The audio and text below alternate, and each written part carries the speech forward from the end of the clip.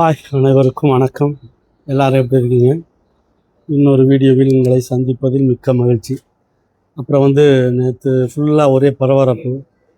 ஜனநாயகன் படம் ஆன்லைனில் வெளியாயிடுச்சு அப்படின்ட்டு. ஜனநாயகன் ஆன்லைனில் வெளியாயிடுச்சு. அதுக்கு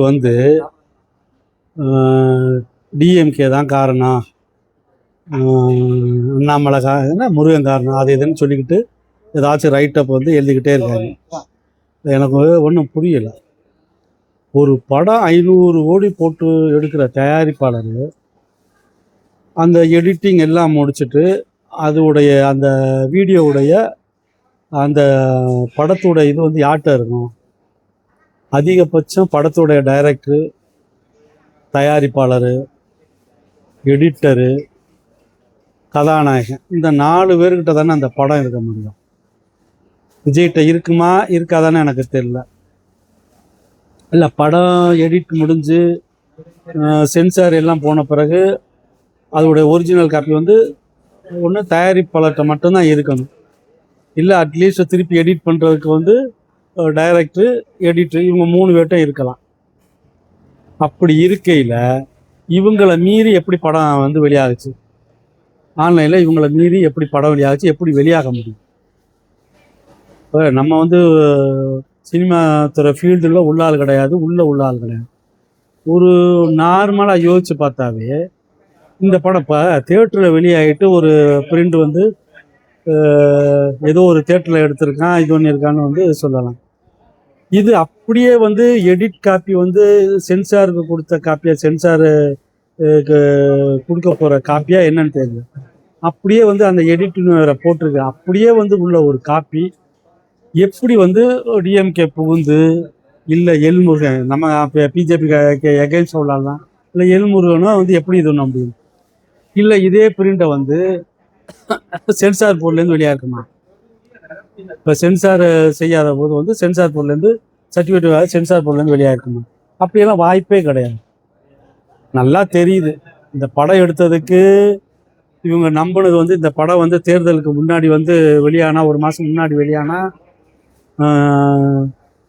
விஜய்க்கு பெரிய இன்னும் மாஸ் கூட்டி கொடுக்கும், இது மக்களிடம் போய் சேரும், அப்படி போய் சேர்ந்தால் பரவலாக ஓட்டு விடணும் அப்படிங்கிறது அவங்க ஐடியா பண்ணாங்க.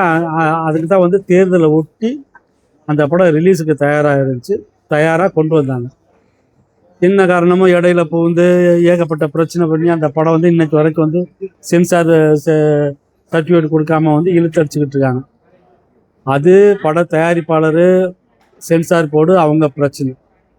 ஆனால் அதை மீறி இவங்களை மீறி எப்படி ஒரு படம் வெளியில் வர முடியும்? நார்மலாக சிந்திக்கிறவங்களுக்கு கூட தெரியும் வெளியாக முடியாதுன்ட்டு. இந்த படம் வெளியானா ஆளுங்கட்சிக்கு எதிரான மனநிலைமா? நீங்கள் அப்படி தானே நினச்சிங்க? ஆளுங்கட்சிக்கு எதிரான மனநிலை உருவாகும், அது டிவிகே கட்சிக்கு தொண்டர்களை கொண்டு வரும், ஓட்டு கூடுதலாக வரும்னு தானே நீங்கள் நினச்சிங்க? அப்படி இருக்கையில் டிஎம்கே எங்கே புகுந்து இதை டிஎம்கே வெளியாக்க போகிறாங்க? திமுகவுக்கு அவசியம் என்ன? திமுக களத்தில் இருக்கு. தேர்தல் வர்றதுக்கு முன்னாடியே வேலையை ஆரம்பிச்சுட்டோம். டிஎம்கே வேலையை ஆரம்பிச்சிட்டாங்க. தொகுதி வாரியாக, பூத்து வாரியாக எல்லாருமே வேலை பார்த்துக்கிட்டே இருக்காங்க. ஒரு வருஷமாக வேலை பார்த்துக்கிட்டே இருக்காங்க. ஜெயிச்சிருவோங்கிற நம்பிக்கை அவங்களுக்கு இருக்குது. இதை மீறி ஜெயிக்கணும்னா உங்களுக்கு தான் இந்த இது டிவிகே கட்சிக்கு தான் அவங்க ஆதாயம். ஒரு படம் வெளியான இந்த கட்சிக்கு தான் ஆதாயம் நினைக்கிறவங்க தானே அந்த படத்தை வெளியிட்டிருக்க முடியும். அப்போ அதுவும் இல்லாமல் இதை பழியை இதை வெளியாக்கி விட்டு பழியை டிஎம்கேல போட்டால் மக்கள் நம்புவாங்க அப்படின்ட்டு. இன்னுமா எல்லாத்தையும் மக்கள் நம்புவாங்க அப்படின்னு நீங்கள் நினச்சிக்கிட்டீங்க. இதுக்கு இடையில இந்த டிவிகே பசங்க, இந்த பொண்ணுங்க எல்லாம் இப்படியுமா நீங்கள் அழிக்கணும்? அவ்வளோ கிளியராக ஒரு பிரிண்டை, ஹச்டி பிரிண்டாக தேட்டர்லன்னா படம் வெளியானதோடு கேமரா காப்பி வெளியாகும். ஒரு ஒரிஜினல் காப்பியாக வெளியாகிறதுக்கு டிஎம்கே புகுந்து ஆட்டையை போட்டு வெளியாக்க போகுது. கொஞ்சம் கூட யோசிக்க வேணாம். மொத்த டிஎம்கேவையே பழிய போடணும். இந்த படம் வெளியானாக்க பரவலாக இவங்க பார்ப்பாங்க, மக்கள்கிட்ட போய் எப்படியும் நம்ம என்ன சும்மா பேருக்கு கேஸ் கொடுக்குறோம், அதை கொடுக்குறோன்னு சொன்னால் மக்கள்கிட்ட ஏதோ ஒரு பிளான் பண்ணி மக்கள்கிட்ட வந்து பரவலாக போய் சேர்ந்தாக்க இதில் ஆதாயம் அடையலாம்னு இவங்களும் ஏதோ வந்து திட்டம் போட்டு இந்த படத்தை வெளியிட்டிருக்காங்க. அது வந்து நல்லா தெரியுது. இன்னொன்று வந்து இந்த டயத்தில் வந்து டிஎம்கே வந்து இது மாதிரி செஞ்சால் தங்களுக்கு கெட்ட பேர் வரும்னு தெரியாதா? இந்த மாதிரி ஏதாச்சும் ஒன்று செஞ்சாக்க வந்து அவங்க வந்து களத்தில் வந்து தங்களுக்கு வரப்போகிற ஓட்டை வந்து இழக்க விரும்புவாங்களா, லூஸ் பண்ண விரும்புவாங்களா? வரப்போகிற ஓட்டை ஜெயிக்கிறோம் நம்புகிற ஓட்டை வந்து இழக்க விரும்புவாங்களா? நீங்கள் இதில் நல்லா தெரியுது டிஎம்கே கட்சி மேலே பழி போடணும் ஒன்று. இந்த படம் வெளியாச்சுனாக்க வந்து இவங்க ரசிகர்கள்ட்ட இது எல்லாத்தையும் ஒன்று பெரிய தாக்கத்தை தோணாது. ஸ்ட்ராங்காக வந்து மாற்றி ஓட்டு போடாமல் இருக்கிறதுக்கான ஒரு வழியை உண்டாக்கணும். படத்தை வந்து இது மாதிரி திருட்டுத்தனமாக வெளியாக்கிட்டான்னு ஒரு பழியையும் போட்டுடலாம், நம்மளும் தப்பிச்சுக்கலாம் அப்படின்ட்டு. இதுதான் ஏன் இவ்வளோ சந்தேகம் வருதுன்னா, படத்துடைய தயாரிப்பாளரும் விஜய் தான். விஜய்னா ஜெகதீஷ் பேரில் படத்துடைய இணை தயாரிப்பாளர் வந்து ஜெகதீஷ் தான். இது படம் இது ஒன்றாலும் திருப்பி இப்படி வெளியானாலும் கூட ஏற்கனவே தலைவான ஒரு படம் வெளியாகியும் ஆன்லைனில் வெளியாகியும் திருப்பி தேட்டருக்கு வந்து ஓரளவு வசூலை கட்டுச்சு. ஓரளவு வசூல் பண்ணி போடலாம். தேட்டரில் வந்து இப்போ வெளியாக்கினாலும் தேட்டரில் படத்தை வந்து சென்சார் பண்ணி வெளியாக்கினா தேட்டர்லையும் ஓரளவு வந்து கூட்டம் கூடன்னு இவங்க நினச்சிட்டு இதை வெளியிட்டிருக்காங்க. மற்ற கட்சிகளை டிஎம்கே மேலே பழி போட்டது மாதிரி ஆகிப்போச்சு. நமக்கு வந்து மக்களை திசை திருப்பின மாதிரி ஆகிப்போச்சுன்னு காட்டுறதுக்கு இது பக்கா பிளானோட. ஏன்னா இவங்க தயாரிப்பாளர் நடிகர் படத்துடைய ஏன்னா சின்ன கதாநாயகன் அதில் 2ஆம் நிலை 3ஆம் நிலை கதாநாயகன்ட்ட கொடுக்க போகிறாங்க. படத்துடைய கதாநாயகன் ப்ளஸ் தயாரிப்பாளர், அப்புறம் இணை தயாரிப்பாளர் இருக்க ஜெகதீஷ், எடிட்டர், இவங்களுக்குலாம் இருக்காரு. அப்போ இதை நான் கண்டுபிடிக்க முடியாத பெரிய விஷயமா? உங்கள்கிட்ட இருக்குன்னா இந்த காப்பி என்ன வடிவில் இருக்குது, இது வந்து அதோடைய குறியீடு எல்லாமே வந்து இவங்கள்ட்ட இருக்கும் தானே. இருக்கிற போது வந்து எப்படி வந்து கண்டுபிடிக்க முடியாது? இது ஈஸியாக கண்டுபிடிக்க மாட்டாங்க, ஆனால் அதை செய்ய மாட்டாங்க.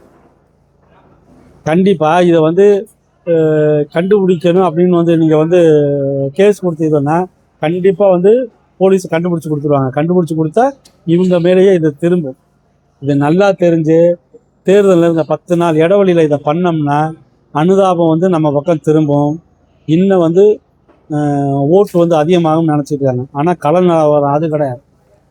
இது விஜய்க்கே தெரிஞ்சு வச்சு கள நிலவரம் வந்து இப்போ சரியில்லை அப்படின்னு விஜய்க்கே தெரிஞ்சு வச்சு. அதுதான் காரைக்குடியில் வந்து கூட்டம் கிடையாது. இப்போ கடலூர் கூட்டத்தை வந்து ஒத்தி வச்சிருக்காப்புல, விஜய் வந்து ஒத்தி வச்சிருக்காப்புல. இப்படி ஒத்தி வச்சுக்கிட்டே போக வேண்டியதான். நீங்கள் மக்களை சந்திக்காமல் ஓட்டெல்லாம் வாங்க முடியாது. இது இல்லாட்டி வந்து டெய்லி ஒரு சேனலில் வந்து ஏதாச்சும் வந்து ஸ்லாட் பேசி வச்சுக்கிட்டு விஜய் வந்து தேர்தல் முடிகிற வரைக்கும் வந்து டெய்லி ஒரு அரை மணி நேரம் ஸ்லாட்டில் வந்து லைவில் வந்து பேசினா கூட வந்து மக்கள்கிட்ட போய் சரி. நானே ஒரு ஐடியா கொடுக்குறேன். ஸ்லாட் வாங்கிட்டு வந்து கோடிக்கணக்கில் பணத்தை கொடுத்து ஸ்லாட் வாங்கிட்டு பேசினா கூட சரி. இந்த மாதிரி வந்து கீழ்த்தரமான வேலையில் ஈடுபட்டாக்க வந்து மக்கள் நம்ப மாட்டாங்க, ஓட்டு போட மாட்டாங்க. முதல்ல அதை நிப்பாட்டுங்க. இந்த ஜனநாயகன் படம் வெளியானதுக்கு காரணம் யாருன்னு அவங்களுக்கு நல்லா தெரியும். இந்த பட தயாரிப்பாளர், எடிட்டரு, படத்துடைய கதாநாயகன், இணை தயாரிப்பாளர், டைரக்டர், இவங்களை மீறி அந்த படம் வந்து வெளியில் போயிடுச்சு. என்ன எல்லாரும் டைமாக கையில் வச்சுக்கிட்டு வந்து இந்தாங்க நீங்கள் படம் பாருங்கன்னு வந்து அப்லோட் பண்ண போகிறாங்க. இது நல்லா அவங்களுக்கு தெரிஞ்சே ஒரு கேம், ஒரு நாடகம் என்றைக்கும் பழிக்காது. இது நல்லா தெரியும். மக்களே, வீடியோ பார்க்குற மக்களே புரிஞ்சுக்கங்க. ஜனநாயகத்துக்கு பின்னாடி யார் இருப்பாங்கன்னு நீங்களே யோசிச்சு பாருங்கள். டிஎம்கே இருக்குன்னு நீங்கள் நினைக்கிறீங்களா? இருக்கிறதுக்கு வாய்ப்பே கிடையாது. நல்லா யோசிங்க.